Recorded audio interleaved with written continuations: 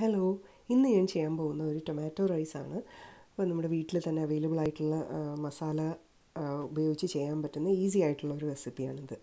അപ്പോൾ ഇതിന് ഞാനൊരു 1.25 കപ്പ് ബസ്മതി റൈസാണ് എടുത്തേക്കുന്നത്. നമുക്ക് സോനാ മസൂറി ആണെങ്കിലും എടുത്താൽ മതി. ഓക്കെ, എന്നിട്ട് ഇതിനകത്ത് വേണ്ട മസാല. അപ്പോൾ ഞാനൊരു 2 അല്ലി വെളുത്തുള്ളി, അപ്പോൾ ചെറിയ സൈസ് ആണെങ്കിൽ ഒരു 4 അല്ലി എടുക്കേണ്ടി വരും. ഒരു ചെറിയ കഷ്ണം ഇഞ്ചി, ഒരു ടീസ്പൂൺ പെരിഞ്ജീരകം, ഒരു 1/2 ടീസ്പൂൺ ഗ്രാമ്പു, 2 ഏലക്ക, 2 ബേ ലീവ്സ് വഴുനയില, ഒരു ചെറിയ കഷ്ണം പട്ട, ഒരു 3 വലിയ ടൊമാറ്റോ എടുത്തിട്ടുണ്ട്, ഒരു ഉള്ളി, ആവശ്യത്തിന് ഉപ്പ് വേണം. അപ്പോൾ നമുക്ക് തേങ്ങാപ്പാലും വേണം. തേങ്ങാപ്പാൽ ഞാൻ പകുതി വെള്ളവും പകുതി തേങ്ങാപ്പാലുമാണ് എടുത്തേക്കുന്നത്. ഇത് കൂടാതെ നമുക്ക് കുറച്ച് മുളക് പൊടിയും മഞ്ഞൾപ്പൊടിയും ആവശ്യമാണ്. അപ്പോൾ ഇത് ആദ്യം നമുക്ക് ഈ മസാലകളെല്ലാം കൂടി നന്നായിട്ട് അരച്ചെടുക്കാം. അപ്പോൾ അതിന് വേണ്ടിയിട്ട് ഇഞ്ചി, വെളുത്തുള്ളി, പട്ട, ഗ്രാമ്പു, പെരിഞ്ജീരകം എല്ലാം നമുക്ക് അരച്ചെടുക്കാം.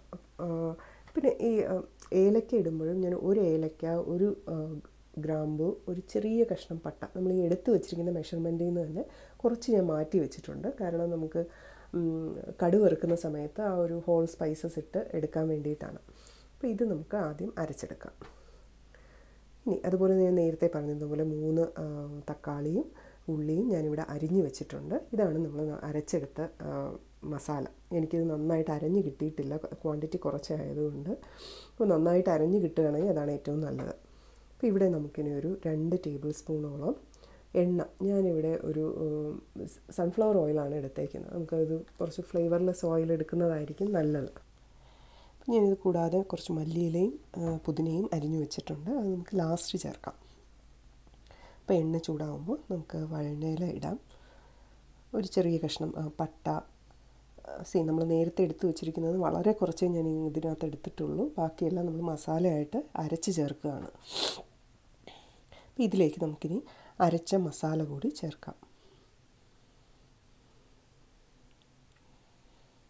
അപ്പം നന്നായിട്ട് ഈ മസാല ഒന്ന് മൂത്തതിന് ശേഷം, ഇതിന് ശരിക്കും ഒരു ബിരിയാണിയുടെയൊക്കെ ഒരു ഫ്ലേവറാണ്. ഇപ്പോൾ കുട്ടികൾക്കൊക്കെ നന്നായിട്ട് ഇഷ്ടപ്പെടുന്ന ഒരു റൈസാണിത്. അപ്പം ഇനി നമുക്കിതിലേക്ക് ഒന്ന് ചെറുതായിട്ട് അതിൻ്റെ ഒരു പച്ചമണം മാറിയാൽ മതി, ഒന്ന് നന്നായിട്ട് മൂക്കണ്ട. ഒന്ന് പച്ചമണം മാറിയതിന് ശേഷം നമുക്കിതിലേക്ക് ഉള്ളി ചേർക്കാം.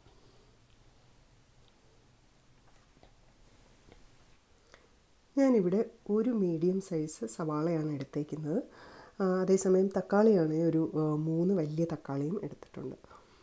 പിന്നെ ഇത് ഉള്ളി ഒന്ന് വെന്തതിന് ശേഷം നമുക്ക് തക്കാളി ചേർക്കാം. അപ്പോൾ ഒന്ന് പെട്ടെന്ന് വെന്ത് കിട്ടാൻ വേണ്ടിയിട്ടാണ് ഞാൻ ഉപ്പ് കൂടി ചേർത്തത്. ഇത് ചുമന്നൊന്നും വരണ്ട. ഓക്കെ, അതിന് മുന്നേ തന്നെ നമുക്ക് തക്കാളി ചേർക്കാം. അപ്പോൾ തക്കാളി ഒന്ന് നന്നായിട്ട് വെന്തതിന് ശേഷം നമുക്ക് ഇതിലേക്ക് മുളക് പൊടിയും മഞ്ഞൾപ്പൊടിയും ചേർക്കാം. അപ്പോൾ മുളക് പൊടി ഞാനിവിടെ ഒരു ടീസ്പൂൺ മുളക് പൊടിയാണ് എടുത്തേക്കുന്നത്. നമ്മുടെ എരിവനുസരിച്ച് കുറച്ച് അഡ്ജസ്റ്റ് ചെയ്യാം. ഇപ്പോൾ നല്ല പുളിയുള്ള തക്കാളിയാണെങ്കിൽ ഒരുപക്ഷെ നമുക്ക് ഒന്നെന്ന് പറയുന്നത് ഒരു 1.5 ടീസ്പൂൺ വരെ ഇടാം. എനിക്കിത് അത്ര പുളിയുള്ള ടൊമാറ്റോസ് അല്ല, അപ്പോൾ ഞാനിവിടെ 1 ടീസ്പൂൺ നിറച്ച് ഇട്ടിട്ടുണ്ട്. ഇനി നമുക്കിതിലേക്ക് അരിയും തേങ്ങാപ്പാലും ഒക്കെ ചേർക്കാം.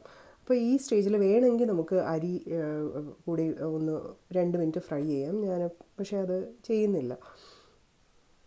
അപ്പോൾ ഞാൻ 1.25 കപ്പ് അരിയാണ് എടുത്തേക്കുന്നത്. 1:2 എന്നുള്ളതാണ് അതിൻ്റെ റേഷ്യോ. അപ്പോൾ ഞാൻ 1 കപ്പ് വെള്ളവും 1.5 കപ്പ് തേങ്ങാപ്പാലുമാണ് എടുത്തേക്കുന്നത്. തേങ്ങാപ്പാലും ആക്ച്വലി 1-ാം പാൽ 2-ാം പാൽ അങ്ങനെയൊന്നും ഞാൻ നോക്കിയില്ല. ഒരു അരമുറി തേങ്ങയുടെ തേങ്ങാപ്പാൽ. അപ്പോൾ തേങ്ങാപ്പാൽ ആഡ് ചെയ്യുമ്പോൾ ഇതിനൊരു നല്ലൊരു റിച്ച് ടേസ്റ്റാണ് ആക്ച്വലി. അപ്പോൾ നമുക്കത് ഫുള്ള് വേണമെങ്കിലും തേങ്ങാപ്പാലിൽ കുക്ക് ചെയ്യാവുന്നതാണ്. പക്ഷേ എനിക്ക് കുറച്ച് വെള്ളവും കുറച്ച് തേങ്ങാപ്പാലും കൂടി ഉള്ളതാണ് കുറച്ചുകൂടി ടേസ്റ്റ് എന്ന് തോന്നിയിട്ടുള്ളത്. അപ്പോൾ നമ്മൾ 1:2 എന്നാണ് ഇതിൻ്റെ റേഷ്യോ പറയുന്നതെങ്കിൽ നമ്മൾ എടുക്കുന്ന റൈസ് അനുസരിച്ചിട്ട് കുറച്ച് വ്യത്യാസം വരും. അതുപോലെ നമ്മൾ കുക്ക് ചെയ്യുന്ന വിധം, ഇപ്പോൾ ഞാൻ പ്രഷർ കുക്കറിലാണ് അടച്ചു വെച്ച് വേവിക്കുകയാണെങ്കിൽ ചിലപ്പോൾ എനിക്ക് 2 ഗ്ലാസ് വെള്ളം വേണ്ടി വരില്ല. ഞാൻ നോക്കിയിട്ടേ ആഡ് ചെയ്യുള്ളൂ. അതുപോലെ നമുക്ക് വെയിറ്റ് ഇട്ട് വേവിക്കുകയും ചെയ്യരുത്. അപ്പോൾ ഇത് നന്നായിട്ടൊന്ന് ഇളക്കിയിട്ട് അടച്ചു വെച്ച് വേവിക്കാം. അപ്പോൾ ഇടയ്ക്ക് നമ്മളൊന്ന് ഉപ്പ് നോക്കണം, അതുപോലെ ഒന്ന് അടിയിലൊന്നും പിടിക്കാതെ ഇളക്കി കൊടുക്കുകയും വേണം. നേരത്തെ ഞാൻ മഞ്ഞൾ ആഡ് ചെയ്യാൻ മറന്നുപോയി, അതുകൊണ്ട് കുറച്ച് മഞ്ഞൾ ഇപ്പോൾ ആഡ് ചെയ്യുവാണ്. നമ്മൾ അരിഞ്ഞ് വെച്ചിരിക്കുന്നതിൽ കുറച്ച് മല്ലിയിലയും പുതിനയും അതിൽ നിന്ന് പകുതി, ഇനി പകുതി നമ്മൾ ലാസ്റ്റ് ചേർക്കാം. അപ്പോൾ അതും കൂടി ചേർത്ത് നമുക്കൊന്നും കൂടി മിക്സ് ചെയ്ത് അടച്ചു വയ്ക്കാം. അപ്പോൾ നമ്മൾ ഇടയ്ക്ക് ചെക്ക് ചെയ്യണം വെള്ളം മതിയോ എന്ന് നോക്കാൻ വേണ്ടിയിട്ട്. അപ്പോൾ എനിക്ക് ആക്ച്വലി ഇതിൻ്റെ അടപ്പ് അത്ര കറക്റ്റ് ഫിറ്റിംഗ് അല്ല. അപ്പോൾ ഇത് പകുതി വേവേ ആയിട്ടുള്ളൂ, എന്നാൽ വെള്ളം കുറവാണ്. അപ്പോൾ ഞാൻ ആക്ച്വലി ഒരു 1/2 കപ്പ് വെള്ളം കൂടി ആഡ് ചെയ്യുവാണ് ഇതിൽ. അതുപോലെ നമ്മൾ കുക്ക് ചെയ്യുന്ന സമയത്താണെങ്കിലും ഇത് മീഡിയം ടു ലോ ഫ്ലെയിമിലിട്ട് നമ്മൾ കുക്ക് ചെയ്യാവൂ. അതുപോലെ ഞാൻ റൈസ് ഒരു 10 മിനിറ്റോളം കുതിർത്ത് വെച്ചിട്ടാണ് കുക്ക് ചെയ്യാൻ എടുത്തേക്കുന്നത്. നമുക്കിതൊന്ന് അടച്ചു വെച്ച് വേവിക്കാം.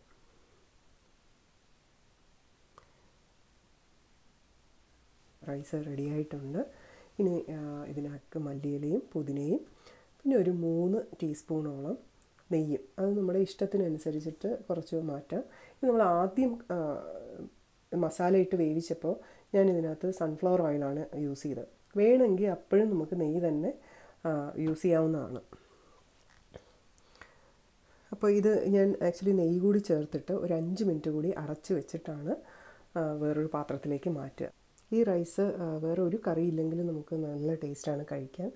പിന്നെ ഇത് റൈത്ത അല്ലെങ്കിൽ പപ്പടത്തിൻ്റെ കൂടെ വെറും തൈര് ഇതിൻ്റെ കൂടെയൊക്കെ നല്ല ടേസ്റ്റാണ്.